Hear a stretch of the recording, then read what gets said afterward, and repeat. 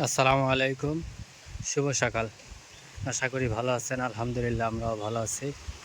আজ আবার একটা নতুন ভিডিও নিয়ে আপনাদের মাঝে হাজির হয়ে গেলাম। আশা করি ভিডিও জুড়ে আমাদের সাথেই থাকবেন। এটার ভিতরে পোনা নিয়ে এসে ছেড়ে দেয়, অর্থাৎ ডিম, মাছের ডিম হ্যাচারি থেকে নিয়ে আসার পরে এর ভিতরে ছেড়ে দেয়। এরপরে ওখান থেকে যখন হালকা একটু বড় হয়, চলার উপযুক্ত হয়ে যায়, ওরা দৌড়াতে পারে, তখন পুকুরের ভিতরে পুরোটুকু উন্মুক্ত করে দেয়। আসলে গ্রাম অঞ্চল দেখতে এত সুন্দর লাগে। আর প্রচুর পরিমাণে রোদ, কিন্তু বাতাস আছে, সেই লেভেলের বাতাস আছে, যেহেতু লঘুচাপ চলতেছে সেই জন্য প্রচুর পরিমাণের বাতাস, সাথে প্রচুর পরিমাণের রোদ।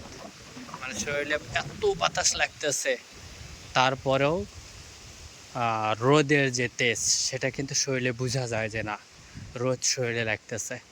ঘরে থেকে বের হওয়ার সাথে সাথে যদি আপনি রোদের দিকে তাকান, তাহলে আপনার চোখ হালকা একটু ব্যথা করবে।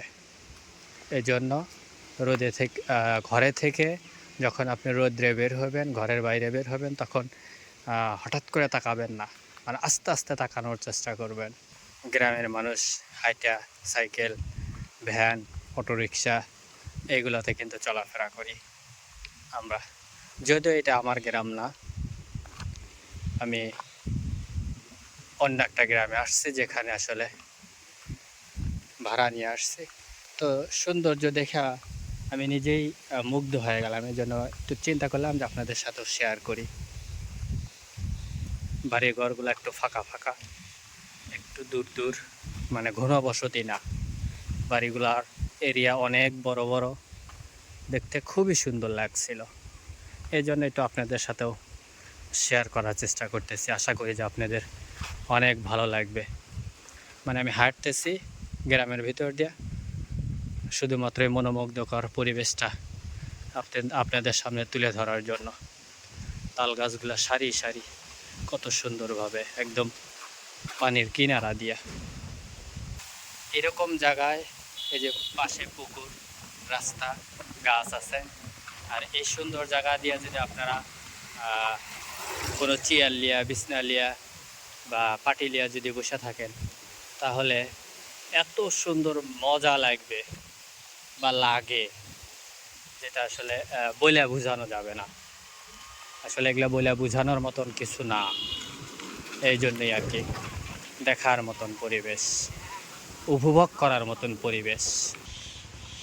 5-7টা শুধু নিম গাছ। মানুষের বাড়িতে বা গ্রামের ভিতরে 2-4টা নিম গাছ থাকার ধ্যান, একটা বাড়িতেই কতগুলা নিম গাছ। এই এলাকা দিয়ে আমি এত তাল গাছ দেখতেছি, এই যে রাস্তার 2 পাশ দিয়া শুধুমাত্র তাল গাছ। আসলে আপনাদের কি দেখাবো, ফলের গাছের অভাব নাই এই এলাকাতে। এই যে সারি সারি আম গাছ, পুকুরের চারো সাইড দিয়া শুধু আম গাছ লাগায় রাখছে। তাল গাছ সম্ভবত অনেক দূর পর্যন্তই আছে রাস্তা দিয়া, পুরো রাস্তা দিয়ে আর কি। যত দূর চোখ যাচ্ছে শুধুমাত্র সারি সারি তাল গাছই দেখতেছি।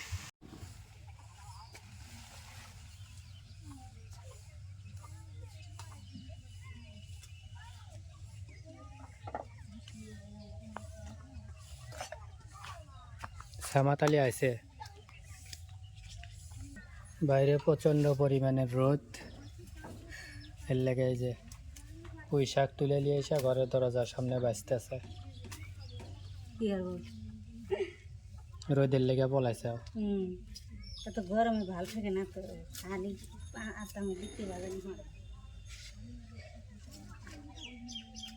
সব রয়েছে হলো অমুক যায় বেশিরভাগ। কোন পেলে? ওই পাই উত্তর পেলে খালি পিঁপড়ে। তো ওখান থেকে হারাবরি পানি, পানি আসিল তো পিঁপড়ে তো থাকবেই। এই যে এতগুলা পুঁই শাক তুলে নিয়েছে। ও তো বেশি হাত খালি হাত তুলে লিয়েছিস কেউ রান্নি ঘরে টেনে ডাটা মুটা অত নাই, না না, খালি হাত তুলে লিয়েছিস এ ডাটাই করি। খালি ওই বাইরে যা রয়েছিল মুড়ে দিয়ে এই না খালি মানে গা সবাই থুয়েছে, খালি হাঁকগুলো তুলে দিয়েছে। এই যে ফাতেমা কাম হইতেছে। তোমার তো কাম করবি এলা না গিয়ে দিলি হয় আমি মানে ধুয়ে মেয়ে যাতি হয়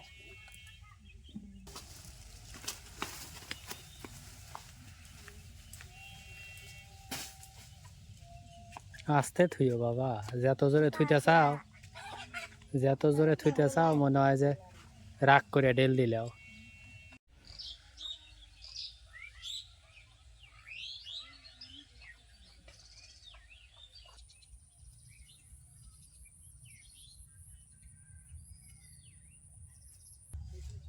বাচ্চা কুচা শেষ। ধোবো খালি মাটিত ফালা দিছিল কি মাটির ফালাইলে ওই পিঁপড়ে পিঁপড়ে ছাড়াবার লেগে? হ্যাঁ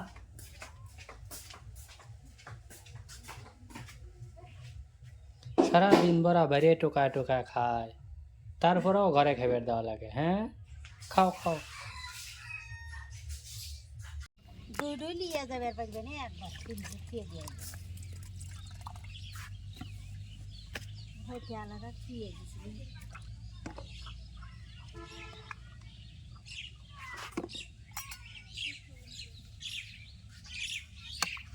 আগের তরকারি যতই হলদি দেয় এত মনে হয় কি যে দেওয়া হয় না ব্যাপারটি দে না, কত দেয় হলদি ওর গন্ধ করবি না লাগবি নি আগের তরকারি কাঁচা হলুদ কত দেওয়া যায়? কাঁচা হলদি শুকায় বাড়ি নেই সেদ্ধ করি নেই আমি এর ধরে শুকায় তারপর গাবার কোনটা দেবো? হ্যাঁ নিয়ে যাও, দুইটি নিয়ে যাও, ওয়া গেছে মাহা বলে দাওড়াও নিয়ে যাইও তাড়াতাড়ি এসো আবার। খাবার লবণ কাঁচা মরিচ আর পেঁয়াজ এটা হলো শুকনা মরিচ, এটা হলো সদের গুঁড়ো, এটা হলো জিরা বাটা, এটা হলো আদা রসুন বাটা, এটা হলো হলদি বাটা। কদিন ধরে তো বাটা তো হ্যাঁ খাও কেবা লাগে হলদি বাটাটা কাঁচা হলুদের তো স্বাদ লাগবে। হ্যাঁ এটা আমার আর হবি নি আল্লাহ বাসাতে বছর বছর কি তোলে হলদি হ্যাঁ, ওরা না মেলা দিন পরে পরে তোলে শুনি রে কি জানি ওরা মেলা দিন পরে পরে তোলে। ও বাবা তেলের বোতল নিয়ে আসো যে কাম হয় বেসা না হার ও ভাই হয় আসো মনে আসো সোয়াবিন তেলে সরষের তেলের বোতল হ্যাঁ একটু ডাইলে দাও না হয় এলা কাম হলে কি হয় হরা লাগে না এ হয়ে যাবে এই এ কি আকাম কত তেল দেয়? ডাইলে দিছে তেল নেই ধীরে ধীরে তেল দিলে পারে অত তেল পরে। ও তো গপত করে এসে ডাইলে দিছে অত তেল দিলে পারে কয়দিন? নাই তেল ওরা গেছে ফাতেমা, ফাতেমা শাক যেতু দি পাল্লা কুতো আনি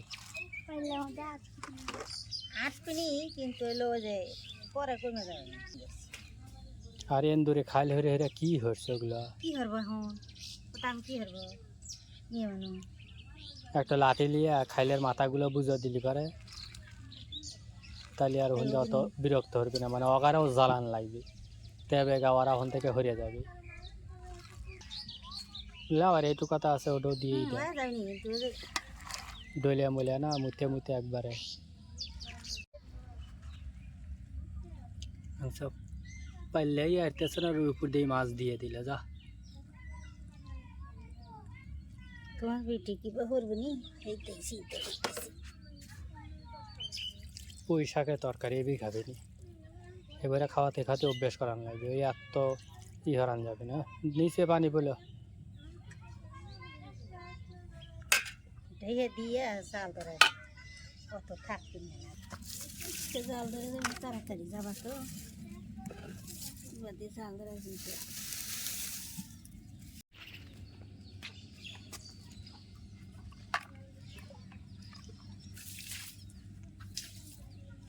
মরিচ গাছের গোড়ায় না একটু বেশি রে দিও, যে অত উপরে থেকে না।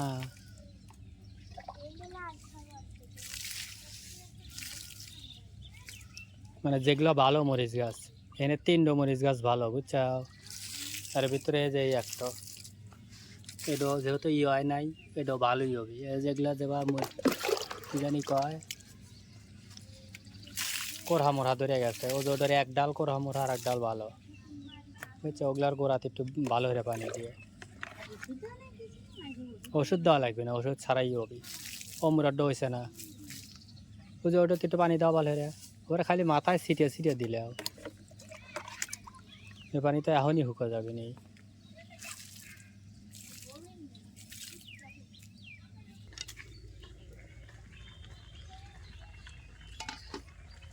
যাও আব্বা যাও, কাম করলে কিছু হয় না, আরো ভালো আছে। যাও চাল দিয়ে এলিয়ে এসো, যাও আমি তো তাড়াতাড়ি কম করি না, বেশি চালিয়ে দিয়ে আমি। যাও যাও যাও, তাড়াতাড়ি যাও তাড়াতাড়ি যাও, গাড়িতে কাম হরা লাগবে একটু, গাড়ি দিয়ে একটু বডি ধোয়া লাগবে আজকে। এলা ধুসে কয়দিন ধরা মাটি দিয়া কেঁদো দিয়ে ভরিয়া গেছে। গিরিজ দিলাম, ফিরে কাম হচ্ছে। গিরিজ দিলাম, এখন রান্না ডলি পরে জালাও যখন থেকে পানি তুলে খালি বডিটা দিয়ে হালাবো, 2 বালতি পানি লিয়া যাবে না। বুঝছো, যাও এটা লিয়ে এসো যাও। ও পানি লাই বেরিয়ে যায় কি মাঝে মাঝে দেখা লাগবে।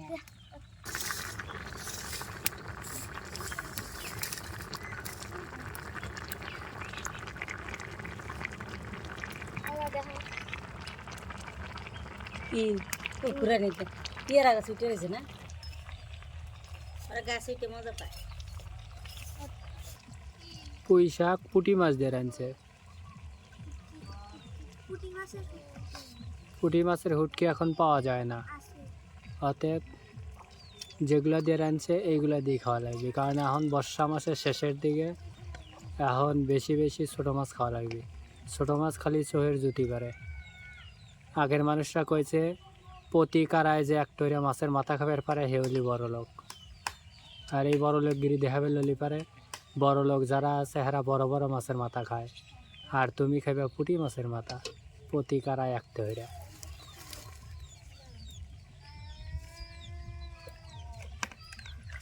প্রতিকারা একটা করে খাবি আর কবি যে মাছের কাল লাগে হ্যাঁ বুঝছা, বা বুদ্ধি দিলে ভালো না, বুঝিন শোনো না। আর হয়েছে ভাত রান্না লাগবে না, একটা খাই থাকবো।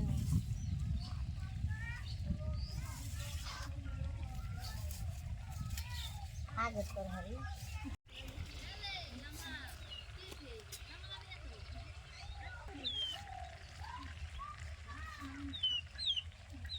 পুঁইশাকের তরকারি হয়ে গেছে, নামাই দিলাম ভাত থেকে।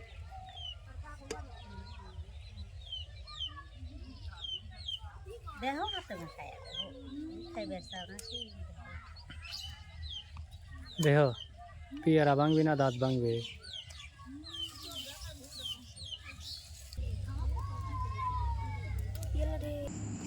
যাই হোক, শেষ পর্যন্ত বন্ধুরা রাত্রে আমরা খাওয়া দাওয়া শুরু করলাম।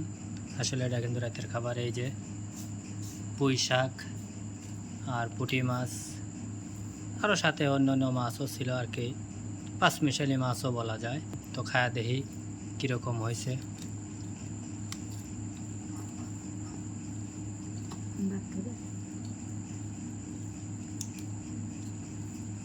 বিসমিল্লাহ আলা বারকাতিল্লাহ। বন্ধুরা এক কথায় বললে সেই সুস্বাদু, কারণ হলে গিয়া এই যে ছোট ছোট পুঁটি মাছ, এই মাছগুলা কিন্তু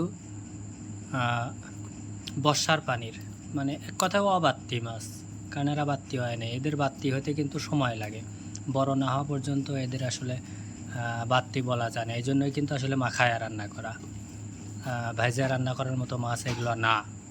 এই জন্যই আর কি এই যে বয়েলের ছাও। কদিন ধরে একভাবে তো মাহাইনা মাছগুলো কিন্তু খুবই সুস্বাদু, বিশেষ করে পুঁই শাক। তো আশা করি যে এইভাবে রান্না করে খেলে আপনাদেরও খুব ভালো লাগবে। তো আজকের মতো এ পর্যন্তই ভিডিও শেষ করতেছি। সবাই ভালো থাকবেন, সুস্থ থাকবেন, আল্লাহ হাফেজ।